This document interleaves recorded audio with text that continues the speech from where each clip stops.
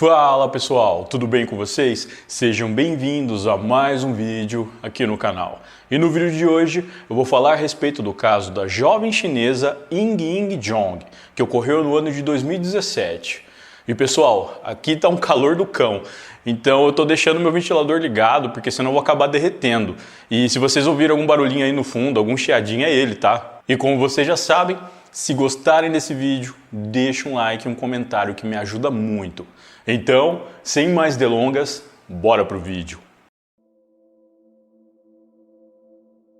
Ying Ying Jong, mais conhecida como Ying, era conhecida por todos como uma mulher calma, talentosa, alegre e inteligente.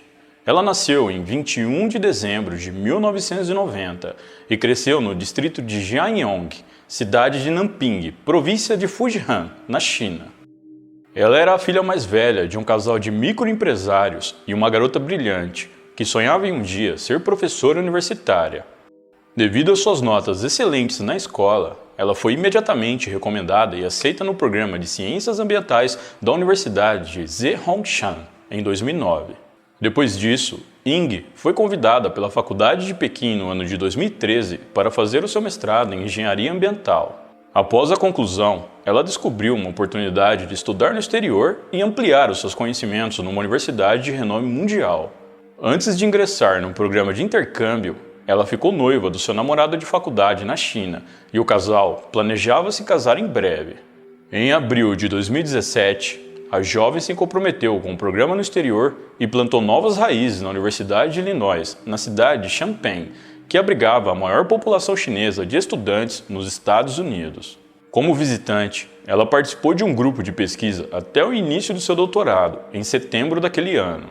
Ying fez amigos rapidamente. Ela não era apenas inteligente, mas também tinha muitos hobbies populares. Ela gostava de cantar, ler, tocar violão, jogar ping-pong, entre outras coisas. Muitas vezes, as pessoas até se perguntavam como ela encontrava tempo para dormir. A jovem também ajudava em várias instituições de caridade ao redor do campus e estava sempre pronta para ajudar, fosse um amigo, um familiar, um colega ou até mesmo um estranho. No dia 9 de junho de 2017, Ying começou seu dia como todos os outros. Ela fez uma caminhada ao redor do campus e ajudou outros estudantes de pesquisa que passaram a manhã limpando os aparelhos do laboratório. Como morava em um pequeno apartamento, ela estava à procura de uma casa para se mudar, uma que ficasse bem próximo da faculdade. À 1h30 da tarde daquele dia, a jovem saiu para ver um imóvel e assinar um contrato de aluguel com o corretor. Mas ela nunca chegou ao seu destino. O corretor mandou várias mensagens para Ying e ligou algumas vezes, e como ela não respondeu, ele foi embora. Aproximadamente às 4 da tarde, professores e colegas sentiram a falta dela, pois a jovem sempre foi muito pontual e quando fosse se atrasar, avisava com antecedência. Por isso, todos começaram a achar que algo estava errado. Um dos seus colegas tentou ligar para ela, mas o telefone estava mudo e as mensagens de texto não chegavam. Depois do jantar, esse colega voltou para a faculdade na esperança de que Ying tivesse chegado, mas o escritório dela estava quieto e vazio. Em seguida, ele foi até o apartamento da mulher para ver se ela estava em casa. Ele bateu na porta, chamou seu nome, mas ninguém respondia. Sabendo que isso não era normal, ele procurou a polícia da universidade. Como era uma sexta-feira à noite, a polícia acreditou que nada de grave tivesse acontecido e talvez a jovem tivesse viajado às pressas para passar o final de semana em outra cidade, principalmente porque vários casos parecidos já tinham acontecido anteriormente. Após entrar em contato com diversos amigos e conhecidos da jovem, seus colegas de pesquisa se juntaram e foram até o escritório da polícia universitária. Todos estavam preocupados e aguardavam por notícias. Outro grupo de alunos ficou esperando no apartamento dela. Já passava da meia-noite e nenhum sinal de Ying. No dia seguinte, 10 de junho de 2017, alguns amigos dela entraram em contato com o jornal local e o redator desse jornal publicou uma reportagem a respeito do desaparecimento da jovem chinesa. O apartamento dela foi revistado pela polícia universitária. No local, tudo parecia normal. Nada foi tirado do lugar e todas suas roupas e pertences ainda estavam lá.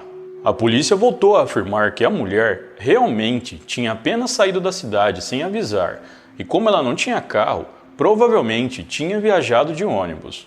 O estranho é que suas roupas e até alguns documentos ainda estavam em seu apartamento. A polícia universitária foi até a empresa de ônibus responsável pela região onde o campus da universidade ficava localizado. O dono da empresa informou que todos os seus ônibus tinham pelo menos 4 câmeras de segurança dentro, ou seja, cerca de 2.000 câmeras se somar todos os ônibus da empresa.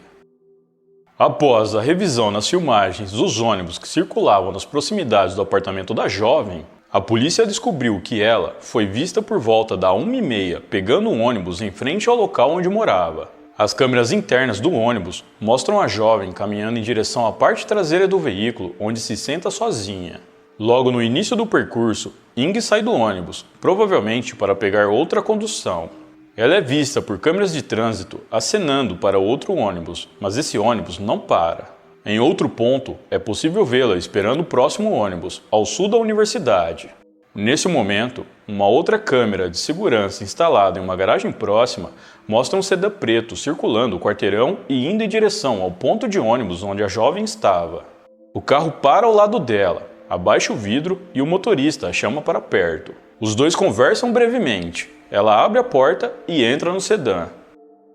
Com essas imagens em mãos, os investigadores tentaram identificar o motorista do carro, mas devido à péssima qualidade, eles nem foram capazes de identificar a placa do veículo. Dessa forma, o FBI logo foi chamado para ajudar no caso. Então, o agente especial do FBI, Anthony Manganaro, que ficou responsável pelo caso, conseguiu identificar a marca e o modelo do veículo. Era um Chevrolet Astra Sedan, um carro que não era comum de ser visto naquela região, e isso poderia ajudar nas buscas. Fazendo um levantamento, o agente especial identificou 1.000 registros desse modelo de carro no estado de Illinois e apenas 58 no condado de Champaign. Com esse grande avanço no caso, o FBI começou a procurar mais a fundo pelo dono deste carro. Para a surpresa de todos, outra estudante de pós-graduação chamada Emily Hogan, vinda da Inglaterra, relatou à polícia que no mesmo dia do desaparecimento de Ing, na manhã do dia 9 de junho de 2017, um sedã preto, semelhante ao Astra que o FBI procurava, parou ao seu lado. Segundo Emily, o motorista era um homem branco que usava óculos espelhado. Ela disse que ele abaixou o vidro e mostrou um distintivo, dizendo que era um policial disfarçado e pediu para que ela entrasse no veículo para responder algumas perguntas sobre coisas que aconteciam no bairro. A mulher se recusou, foi embora e procurou a polícia. À medida que o FBI prosseguia com a investigação para localizar o tal homem, os 58 carros daquele modelo que foram registrados no condado de Champaign foram reduzidos a apenas 18. Nesse meio tempo, a família de Ing viajou para os Estados Unidos e contratou detetives particulares para realizar uma busca intensiva pela jovem. Eles chegaram a publicar uma recompensa de $40.000 por qualquer informação que levassem ao suposto sequestrador. Posteriormente, o FBI conseguiu entrar em contato com os 18 proprietários dos veículos Astra. No entanto, os agentes se viram em um beco sem saída, já que todos esses proprietários possuíam um álibi forte. Em 14 de junho de 2017, o sargento Carter, responsável pela investigação da polícia local, revisou novamente as imagens das câmeras de segurança e notou que a calota do lado do assento do passageiro da frente tinha um defeito. Era uma mancha preta perto do pneu, como se estivesse faltando uma peça. O FBI conseguiu melhorar a imagem digitalmente e viram que o carro também possuía um teto solar. Os investigadores acreditavam que com essas novas informações, eles poderiam finalmente encontrar o veículo. Era um sedã Astra preto com a calota do passageiro dianteiro danificada e teto solar. Os investigadores passaram a revisar todos os proprietários dos carros que foram entrevistados pela polícia e notaram uma pessoa de interesse que poderia ser o sequestrador da jovem. Na entrevista inicial, esse homem parecia calmo e cooperativo e disse aos investigadores que passou o dia todo em casa jogando videogame. O agente Anthony Manganaro enviou alguns oficiais para o apartamento desse homem. Chegando lá, eles tiraram foto do carro dele e enviaram para o escritório. Aquele carro realmente combinava com a descrição que eles procuravam. O proprietário do veículo era um homem chamado Brent Christensen, de 27 anos. Ele era casado e tinha acabado de concluir seu mestrado em Física na Universidade de Illinois. Brent era muito conhecido pelos seus colegas e os seus professores o consideravam um aluno exemplar. No dia 15 de junho de 2017, policiais e agentes do FBI foram até o apartamento do homem com um mandado de busca. Brent, apesar de surpreso com a presença da polícia, parecia extremamente calmo e cooperativo. Após uma vistoria na residência, os agentes encontraram um par de óculos espelhado, o mesmo que Emily Hogan havia descrito. O agente Anthony acompanhou Brent até a mesa da cozinha e disse que ele deveria ir com os policiais até a delegacia, pois estava sendo apontado como o principal suspeito do sequestro de Ying. Ele olhou para a esposa dele, que era uma estudante de direito, e disse que não iria sem antes falar com o advogado. A esposa dele disse que se ele realmente não fez nada, ele poderia ir e prestar esclarecimento sem qualquer problema.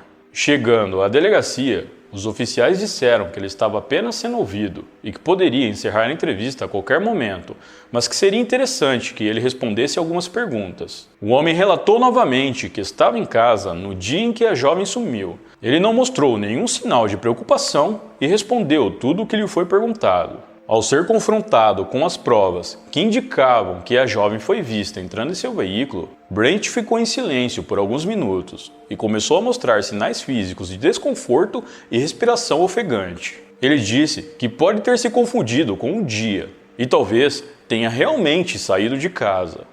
Depois de alguns minutos, finalmente ele admitiu que estava dirigindo pela rua quando viu uma garota asiática parada em um ponto de ônibus. Segundo ele, parou o carro porque ela parecia angustiada e podia estar precisando de ajuda. Brent confirmou que falou brevemente com a mulher e ela pediu carona, entrando em seu carro logo em seguida. Mas ele disse que após dirigir por alguns metros, a jovem pediu para que ele parasse o carro e saiu andando pela rua. Depois disso, o homem parou de responder às perguntas e disse que só falaria na presença do seu advogado. Devido ao fato de ter mentido em sua primeira entrevista, ele foi preso por fazer uma declaração falsa ao FBI, mas foi liberado 24 horas depois. Brent poderia ter ficado por mais tempo, porém, os investigadores tinham um plano e achavam que o liberando poderiam chegar à verdade dos fatos. Toda a vida do homem foi vasculhada e os oficiais tinham uma pessoa extremamente próxima a ele que poderia conseguir algumas informações. Essa pessoa era Michelle, a esposa dele. A mulher disse à polícia que o marido tinha problemas com bebida e a traía com frequência. Devido a isso, eles quase se divorciaram. Para salvar o casamento, Brent propôs a Michelle para que eles tivessem um relacionamento aberto. Apesar de morarem na mesma casa e serem casados, Michelle tinha um namorado e Brent também tinha uma namorada, uma mulher chamada Tara Bullis. Tara foi visitada pelos investigadores e a mulher ajudaria o FBI a conseguir as provas necessárias para prender o homem. O telefone dela foi grampeado e não demorou muito para que Brent ligasse para sua casa. Durante alguns dias, Brent ligou para Tara várias vezes. Em uma dessas ligações, ele diz para a namorada que vai procurar a polícia para limpar o seu nome. Tara pergunta se ele fez alguma coisa de errado, mas o homem não responde e desliga. No dia 17 de junho, Brent foi levado novamente à delegacia para ser interrogado e concorda em dar uma volta com os agentes para mostrar o local exato onde Ying teria saído de seu carro, perto de uma área residencial. Em 29 de junho, uma vigília foi realizada pelos alunos da faculdade em homenagem à jovem. Inúmeras pessoas se reuniram. Uma dessas pessoas era Brent, que chegou ao local bêbado. Durante a cerimônia, ele ficou sentado sozinho o tempo todo, batia palmas e murmurava algumas palavras como se estivesse incomodado com alguma coisa. Alguns minutos depois, ele ligou para a namorada, dizendo: "Ela era corajosa, ela lutou muito." Tara responde: "Como assim? Ela quem? Que luta?" Brent fala: "Sim, ninguém sabe o que aconteceu, exceto eu. Eles nunca vão encontrá-la. A família dela, ninguém nunca vai saber onde ela está." O que ele não sabia era que durante a ligação, Tara estava sentada com os investigadores que ouviam toda a conversa e tinham gravado toda a sua confissão. O plano dos investigadores havia funcionado.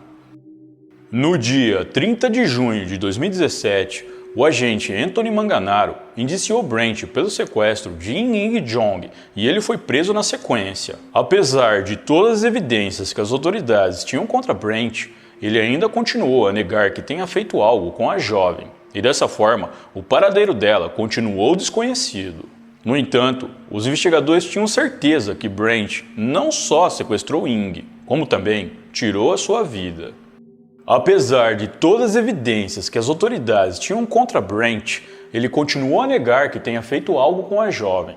Dessa forma, o paradeiro dela continuou desconhecido. No entanto, os investigadores tinham certeza que Brent não só sequestrou Ying, como também tirou a sua vida. Muitos ainda tinham esperança de que talvez a jovem estivesse viva, sendo mantida presa em algum lugar, mas no fundo, essas pessoas sabiam que isso era muito improvável.